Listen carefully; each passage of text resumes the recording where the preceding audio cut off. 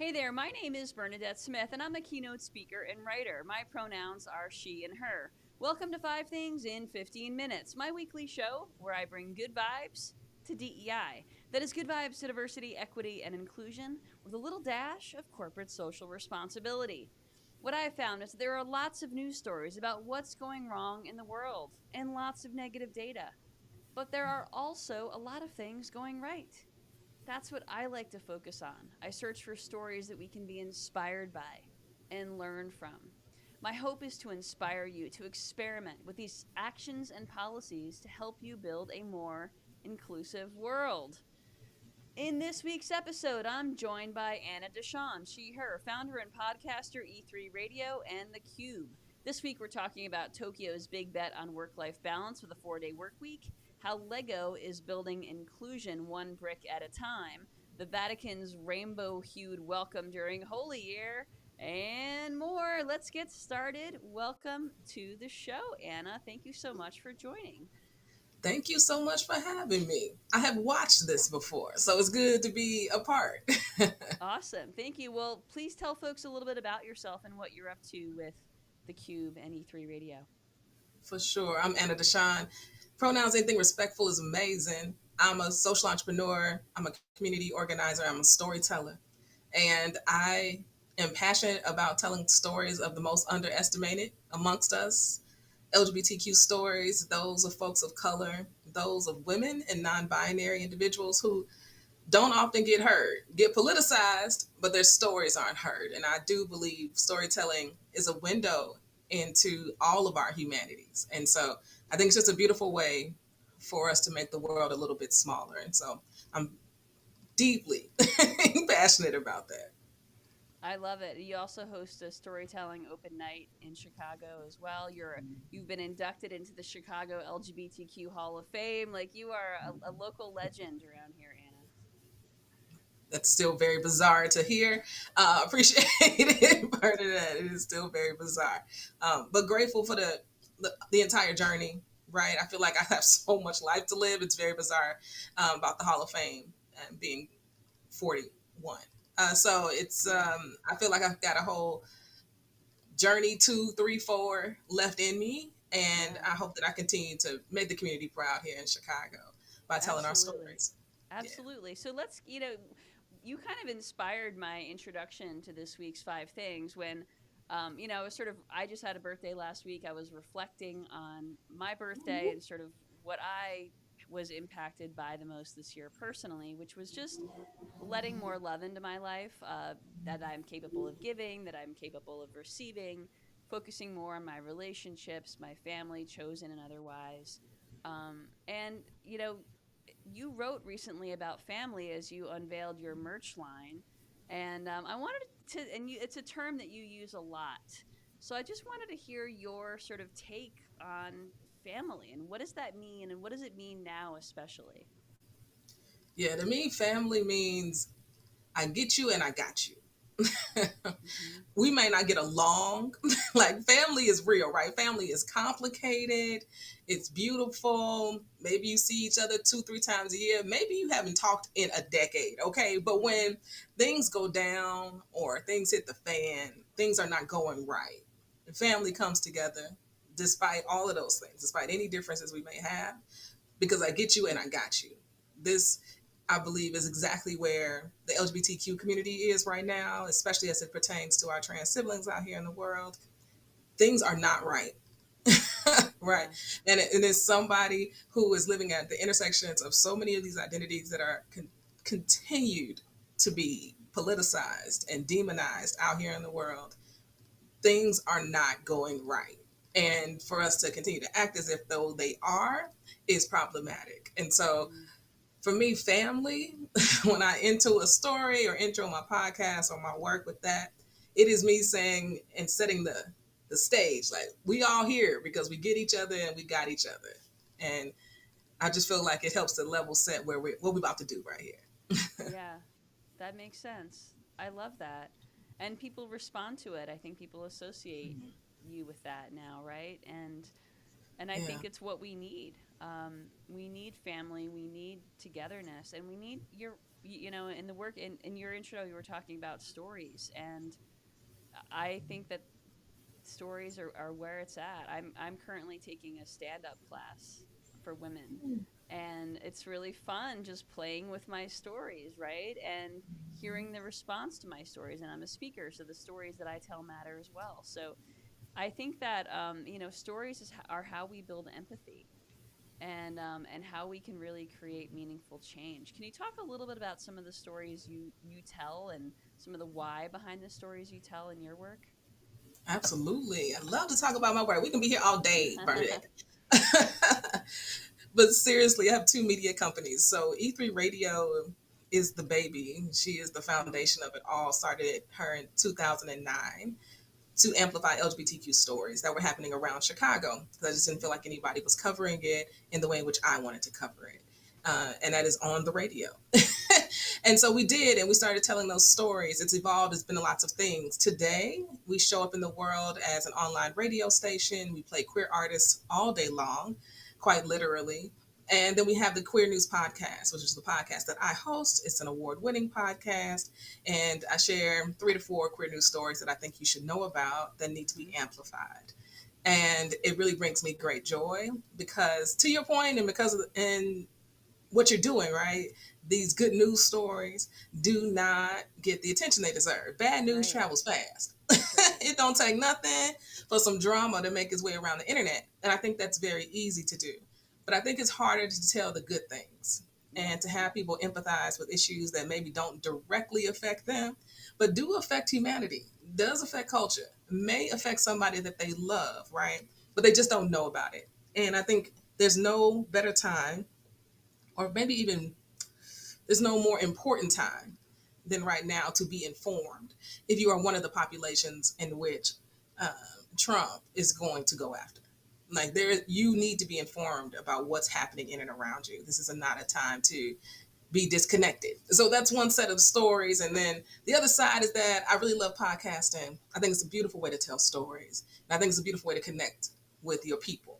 Mm-hmm. And I started a company called The Qube, where we curate the best Black and brown pods into a platform that you can go find and discover. Uh, I've been debating, Bernadette, like what this looks like. I've been like, is this like matchmakers for podcasters? I don't know.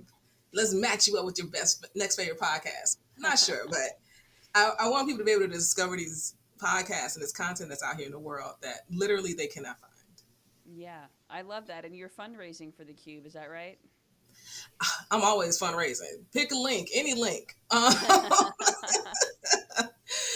But right now with the Qube, I'm excited about growing our Substack. We're starting a newsletter because the internet is wild, and I want people to be able to get this information in their inboxes and not rely on social media to provide it. So we're doing that. We're going to start these in-person events here in Chicago in 2025, and they're going to be fantastic. They're going to be called podcast salons with Anna DeShawn, and we're going to highlight podcasters who are the most underestimated amongst us. Whatever you think that means, that's exactly what it is. And I'm looking forward to doing that and meeting people in real life again and doing what we talked about earlier, Bernadette, which is getting back to community, Yeah. right? Leaning into people Yeah. and those around us, because that's what we need right now. So that's where I'm at, but please feel free to make a donation anywhere you see a link. Okay. Let's go. All right. Well, let's get into this week's good vibes. All right. The first story this week comes from right here in Cook County, Illinois, which has a new initiative offering free doula services to nearly 1,000 pregnant patients, aiming to address alarming racial disparities in maternal health. So there's ah there's a little edit for you there, Matthew. So the idea is to reduce premature births, reduce C-section rates, and this project gets $1 million a year for this. So I love it. I think it's fantastic. If you know the data, maternal child and health as it pertains to Black women and brown Yeah. women is abysmal. It's awful. It's a public health crisis. And so when I saw that story, I was like, oh, that's amazing. I also know about the Chicago Volunteer Doulas. I know a couple of sisters in that organization. And I just think it's fantastic. People need alternatives. Um, the state of healthcare in this country. There's so many reasons Yeah. why women need an advocate in the room on one of the scariest times of their life, right? Yeah. So I think it's wonderful. Absolutely, and it's going to save lives. It's going to save the lives of Black and Brown women. So, I mean, it's so important. I would love to see other cities adopt it or the counties adopt it. Yeah. Okay, the second story this week is, sometimes these stories I'm like, wow, all right, here we go. For the first time, the Vatican will host a pilgrimage for LGBTQ plus Christians, allies, and families during the 2025 Jubilee.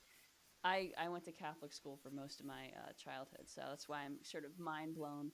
So, set for September 6th, the event includes a prayer vigil, mass, and a visit to St. Peter's Basilica, and it's the first time that LGBTQ plus folks have been explicitly invited to this event, this pilgrimage.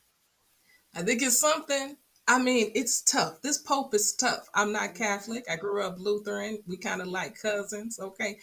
I don't know. I think it's great. I think the idea of it is great. But this Pope is also like, there's like gay slurs that have happened.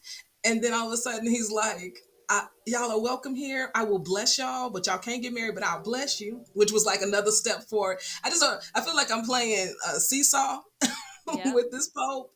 Yep. But every time he's doing something a little bit more than anybody has ever done, ever. And I think to many queer Catholics, it means a whole heck of a lot. And so I hope that this is everything that they needed to be. As someone who is a spiritual person, deeply connected to my spiritual practice, if this is good for some queer Catholics, I'm here for it. Yep. Absolutely. Absolutely. It is. It really is. For some people, I know it will be incredibly validating.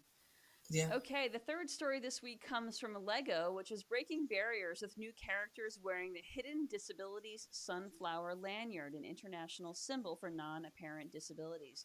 So these characters will be in 3 upcoming sets, including the Heart Lake City Airport and First Time at the Airport, to help promote and understand visibility. Wow, I love this. It's cool, right? I learned something. I didn't know that there was an international symbol for this. Mm-hmm. I'm glad that there is. Thank you to whoever created it and thought about it and told Yeah. somebody else about it, right? I think it's fantastic. There's so many ways in which we show up in the world. People have all types of things going on. I grew up learning the saying, you know, gosh, it goes, not the don't judge a book by its cover. That one's not that one. It is, dang it, I lost it. The one I grew up with was don't judge someone unless you've walked a mile in their shoes. That's the one my mom used to say. That's a good one. That's a real good one too. We're gonna go with your mom's. Dang. If it comes back to me before we finish this, I'm gonna say it again. But you just here it is. You don't know what somebody's going through. Yeah, right? Absolutely. You treat everybody the same and with respect because you have absolutely no idea what they're going through. And there's so many hidden disabilities out here in the world. So I love that there's a symbol for it. Yeah, now that you know that there's this sunflower lanyard thing, start looking for it. You'll see it. There are people walking around airports wearing it, people at events and conferences wearing the sunflower lanyard. So now you know, you'll start seeing it more often, I'm sure. Okay, next story is from Tokyo. This is an interesting story. So, to combat a plummeting birth rate, Tokyo is piloting a 4-day work week for government employees starting in April. So this policy is paired with a childcare partial leave policy to help working parents balance careers and family life with an overall goal to increase the fertility rate. I'm sorry I'm laughing, but it ultimately is a good thing because 4-day work weeks do promote a lot of great wellness, a lot of great balance, and they're better for companies too. More productivity. I think everybody's going to win in this situation. Yeah. Companies, people, I think everybody's a winner here. I love the good win-wins. That's how I try to approach this work. Yeah, yeah. All right. So, good news out of Tokyo. We'll see what other cities do something similar with their governments. Okay, the last story this week is new data that shows that female representation on corporate boards has nearly tripled since 2010. Women are now holding 26% of board seats globally, but more data about the financial results. These boards with more women outperform, delivering 2.5 higher returns in developed markets and reduced volatility in emerging markets. So, more and more data to promote the business case of DEI, which I think we need to lean into right now. People need to be convinced again. I hate to say it. They do. They do, right? And data like this is important. But I think what also is important is how we tell it. Right? I think Yeah. this is where now, y'all, I do news, okay, all day. So much of it comes back to politics for me. But politically, Democrats are really terrible at telling the story. It wasn't until VP Kamala Harris got into the the race that you felt like communication was in this century, right? I think when it comes to good news like this, we experience it again. How do you tell the story about women on boards and women equaling DEI and say, you better with us here? And you already know that because we run absolutely everything in your life. But in this context as well, we're really smart here. We're really strategic here. Um, we're really beneficial. You're better with us, right, than without us. It's wild that this is something that needs to be told again, because once again, women in their lives are literally running absolutely everything. But here we are. So I think it's about how we tell it.